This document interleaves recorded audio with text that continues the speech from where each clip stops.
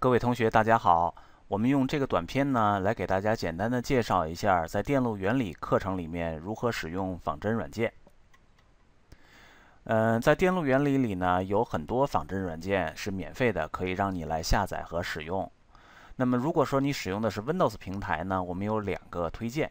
第一个呢是 NI 这个仿真软件公司，它和 Analog Devices 这么一个硬件公司合作推出了 Multisim Component Evaluator 这个软件，它的下载链接我放在屏幕上了。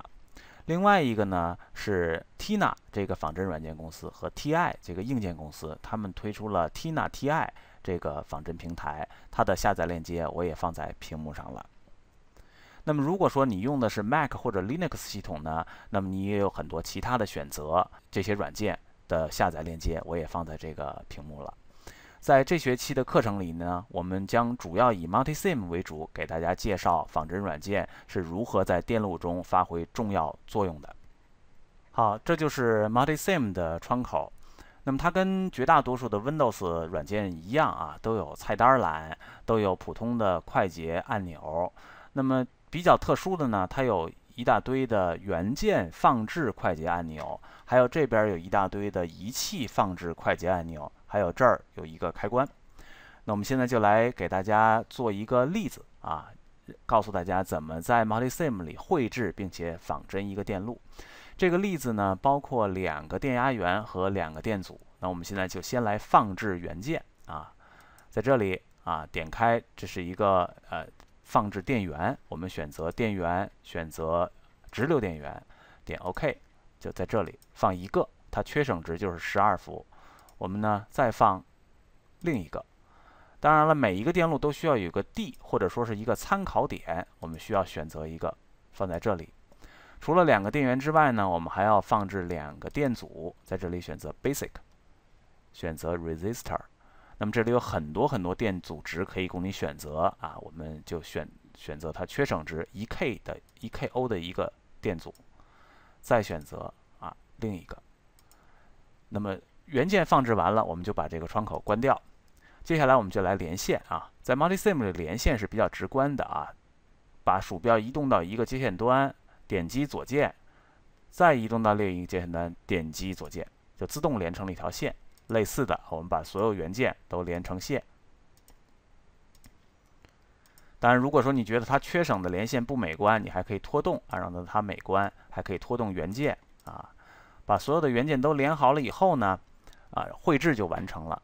但是呢，在后续的课程里，大家会知道，我们经常需要知道每个节点的编号。我们也希望知道，在每一个元件上，在 Multisim 仿真里面，电流的缺省的参考方向是从哪儿流向哪儿的。于是呢，我们在这个界面里呢，要做一些修改。点右键选这个 Properties， 然后呢，把这个 Net Names 选成 Show All，Footprint Pin Names 选上，点 OK。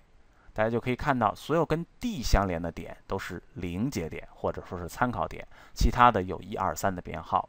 那么这些编号等会儿我们都会用到，都很重要。而且呢，每一个2接线端的元件两端呢，分别有1和2、1和2、1和2、1和2，每一个1接线端的都有一个1。那么这就意味着 Multisim 软件这个缺省情况下计算的电流是从1端流向2端，1端流向2端。那么我们接下来呢，就来进行仿真。在 Multisim 里面呢，仿真有2大类型。第一种类型呢，是通过菜单来做啊。我们先从菜单做Simulate Analysis。我们现在这是一个直流电路，所以呢，应该做这个直流工作点仿真。那么这里面给出了它所能够给出的所有的这个支路量，比如说我们想感兴趣 R1 上的电流，添加；我们想感兴趣2节点的电压，添加；我们想感兴趣 R1 上的功率添加。再点一下 Simulate， 我们就可以看到结果了。结果是什么呢 ？IR1 等于6皮安，这个是合理的，因为左边右边的电压都是12伏，所以整个电路是没有电流的所以6皮安基本上就是没有电流。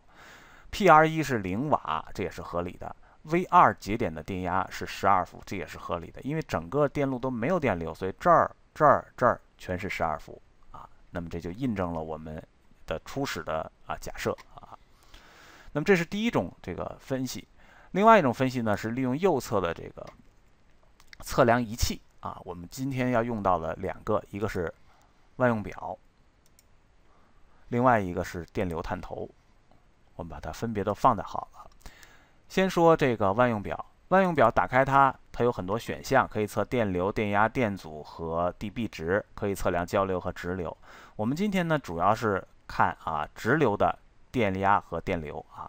我们先来测这个 R1 上的电压，那么就需要把它正挪到这儿，负挪到这儿。意思就是说，我们这个第一块万用表所测量的就是 R1 左边比右边高多少电压。那我们现在再来第二块万用表啊，我们想测量整个电路的电流，这个时候呢就需要把这条线断掉，我们再把它跟电源连上，把它跟这儿连上。那也就是说，把整个这个表串到这个电路里面来了。我们打开，选择电流。那么第三个呢，是我们再来一个万用表啊，放在这儿，把这端和正连起来，把这端和 D 连起来。那么在这里要介绍一下这个电流探头。这个电流探头看到这个箭头了吗？它检测是向右的这个电流，每1毫安在这个点上显示出对 D 的1伏。那么我们需要把这个设置呢改一下啊，改成每1毫安显示出1毫伏，就是说数值上是1:1对应的。那我们打开它啊，也是测电压。我们需要知道这个地方虽然测的是电压，但它实际的数值对应着这个方向的电流。那么要想运行它们啊，我们需要点右上角这个开关，开始。好，大家可以看到这个数值了。我们先把这个仿真结束。我们来分析一下啊。万用表1显示的是6纳伏，接近0，这是合理的啊，因为整个没有电流，所以它上面几乎就没有电压。万用表2显示的0安，整个是没有电流的。万用表3显示的是-18 p 伏，对应的直接数值就是这儿的电流是-18 p 安，这也是合理的。那么这个仿真跟我们此前的通过菜单的仿真能够得到印证。在这里呢，我要提一个思考题给各位同学：为什么万用表3和万用表2的读数会有不一样啊？这个留给大家作为思考。我们现在呢，把这些万用表都去掉啊，恢复到整个原来的那个样子，再做其他的仿真。把电路连接再恢复。那么接下来我们来做另一个仿真。有时候呢，我们感兴趣电路中某一个量在变化的时候，整个电路的其他的支路量是如何随之变化的。比如说，我们现在知道了电压 V1 是12伏的时候 ，IR1 是0，但是我们感兴趣 V1 从0伏一直变化到24伏的时候 ，IR1 是如何变化的呢？MultiSim 可以给我们提供这样一个便捷的功能啊，这就是参数扫描。我们选择 Simulate Analysis Parameter Sweep。我们来看设置啊，这个我们想要变化的是电源，想变化 V1 直流当前值是12伏，我们让它从0伏开始，终止于24伏我们让它这个每2伏变化1个点，也就是说总共采13个点。我们做的是直流的分析从输出侧来说呢，我们希望看 IR1 随着 V1 的变化的那条曲线，点 Simulate。这得到了一条直线，那么我们可以画出网格来，同时呢也可以加游标来看它的读数。我们这可以有2个游标我们先拖动这个第2个游标，大家可以看到，随着我游标往右拖动，这组数在变化，标志着对应的 x 就是 V1 值 ，y 就是 IR1 的值。我们可以看到，拖动到这个位置的时候，大概是12伏的时候，它是6微安基本上跟刚才的仿真是印证了是12伏的时候是0安。我们看到拖动到最右端大概24伏的时候是6毫安，这个对吗？24伏、12伏往右是24减12比上2K， 6毫安是对的。我们再看看左边这个游标1是0伏的时候是负6毫安，这个对吗？0伏、12伏就是12减0比2K 是6毫安，但是方向向左，所以是负6毫安，这是正确的。好，关于这个仿真我们就介绍到这里。